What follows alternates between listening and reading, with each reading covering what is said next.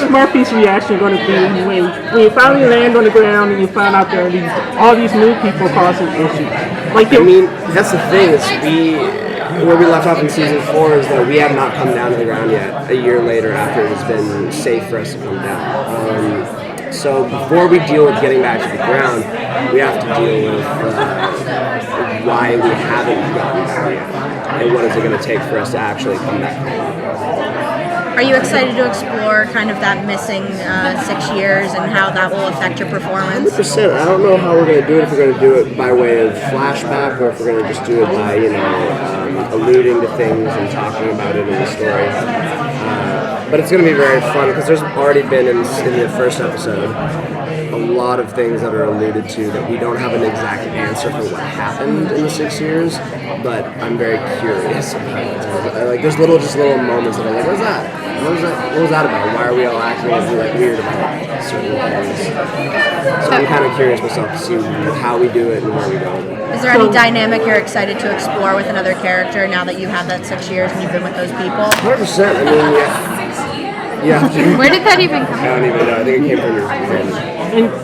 But I'm very excited to explore, with all those guys and see kind of the relationships that have developed over 6 years, how everyone deals with just sort of not having swords at their throat every day, just sort of living day to day. Yeah. But I'm excited to see where Murphy and Raven have kind of gotten into that. That was some of my favorite scenes I had last year. I really like those, yeah. Right, there's just a lot of chemistry there. There's a lot of fire between them, and I don't think that's gone away in the 6 years. There were also just two characters in season 1 you never would have placed together. I really and like now that. they're probably my favorite relationship on the show, to be honest. And what do you think Murphy's like 6 years later? Sorry, what? What do you think Murphy's like 6 years later? Ooh. That's the thing. Everyone's got to progress, or they have to regress.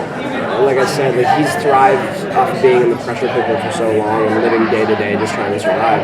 Now that he doesn't have to do that and his future is a little more assured out there,